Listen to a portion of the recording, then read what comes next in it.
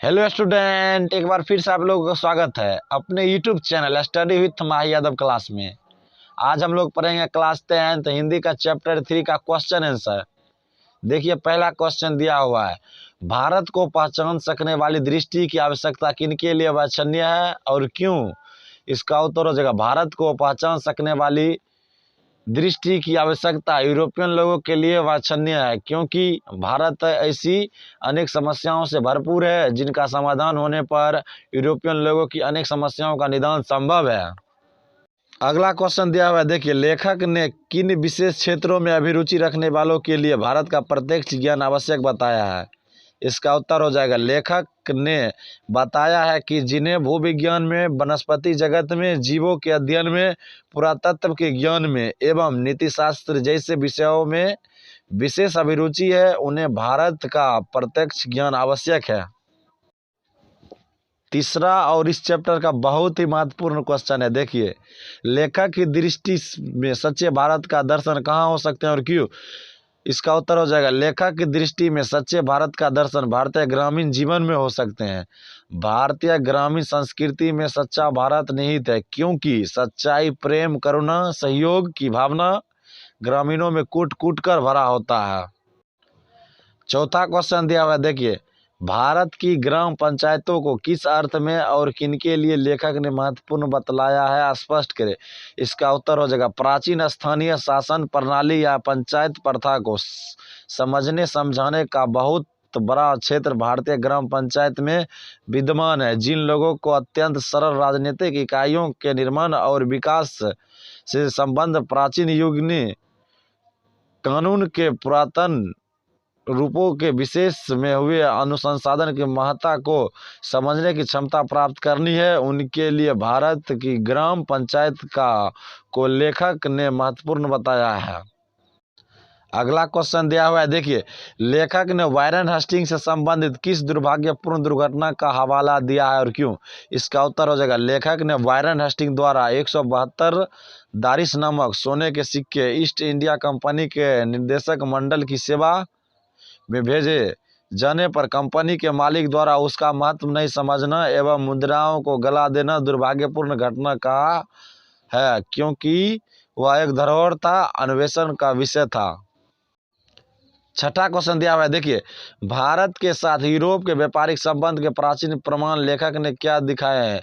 इसका उत्तर हो जाएगा, लेखक के अनुसार सोलोमन के समय में ही भारत, सीरिया और फिलिस्तीन के मध्य आवागमन के साधन सुलभ हो चुके थे। साथ ही इन देशों के व्यापारिक अध्ययन के आधार पर प्रमाणित होता है कि हाथी दंत, बंदर, मोर और चंदन आदि जिन वस्तुओं के ऑफर से निर्यात की बात बाइबिल में कही गई है, वे वस्तुएं भारत के सिवा किसी अन्य देश से नहीं लाई जा सकती। सातवां क्वेश्चन दिया हुआ है, देखिए, भारत किस तरह अतीत और सुदूर भविष्य को जोड़ता है, स्पष्ट है। इसका उत्तर हो जाएगा, भारत अतीत और भविष्य को जोड़ता है। यहाँ मानवीय जीवन का प्राचीनतम ज्ञान विद्वान है। यहाँ की भूमि प्राचीन इतिहास से जुड़ी रही है। यहाँ की संस्कृत भाषा के द्वारा विश्व को चिंतन की ऐसी धारा में आवाहन का अवसर मिलता है जो अभी तक अज्ञात थी, अतः यह बीते हुए काल और आने वाले समय के लिए सेतु के रूप में मान्य है। आठवां प्रश्न दिया हुआ है, देखिए, मैक्समूलर ने संस्कृत की कौन सी विशेषताएं और महत्व बतलाए हैं। इसका उत्तर हो जाएगा, मैक्समूलर के अनुसार संस्कृत की पहली विशेषता इसकी प्राचीनता है। इसके वर्तमान रूप में भी अत्यंत प्राचीन तत्व भली भांति सुरक्षित है। संस्कृत की मदद से ग्रीक, लैटिन, गॉथिक और एंग्लो सैक्सन जैसी ट्यूटैनिक भाषाओं, केल्टिक तथा स्लाव भाषाओं में विद्यमान समानता की समस्या को आसानी से हल किया जा सका। नौवां क्वेश्चन दिया हुआ है, देखिए, संस्कृत और दूसरी भारतीय भाषाओं के अध्ययन से पश्चात जगत को प्रमुख लाभों क्या क्या हुए।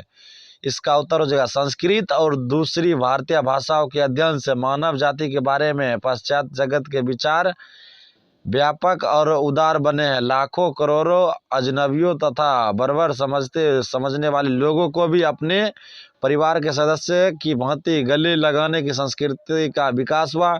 इसके अध्ययन ने मानव जाति के संपूर्ण इतिहास को एक वास्तविक रूप में प्रकट कर दिखाया जो पहले नहीं हो पाया था। इसके अध्ययन से पश्चात जगत में विश्व के प्राचीनतम अवस्था का ज्ञान प्राप्त किया जा सका। 10वां क्वेश्चन दिया हुआ है, देखिए, समस्त भूमंडल में सर्वाधिक संपदा और प्राकृतिक सौंदर्य से परिपूर्ण देश भारत है। लेखक ने ऐसा क्यों कहा? इसका उत्तर हो जाएगा, भारत ऐसा देश है जहां मानव मस्तिष्क की उत्कृष्टतम उपलब्धियों का सर्वप्रथम साक्षात्कार हुआ है। यहाँ जीवन की बड़ी से बड़ी समस्याओं के ऐसे समाधान ढूंढ निकाले गए हैं जो विश्व के दार्शनिकों के लिए चिंतन का विषय है। यहाँ जीवन को सुखद बनाने के लिए उपयुक्त ज्ञान एवं वातावरण का संयंत्र मिलता है जो भूमंडल में अन्यत्र नहीं है। तो मिलते हैं अगले वीडियो में। अगर वीडियो आप लोगों को अच्छा लगे तो चैनल को सब्सक्राइब जरूर कीजिएगा और बेल आइकन को दबाना मत भूलिएगा और अपने दोस्तों के पास ज़्यादा से ज़्यादा शेयर कीजिएगा। तो मिलते हैं पार्ट 2 में।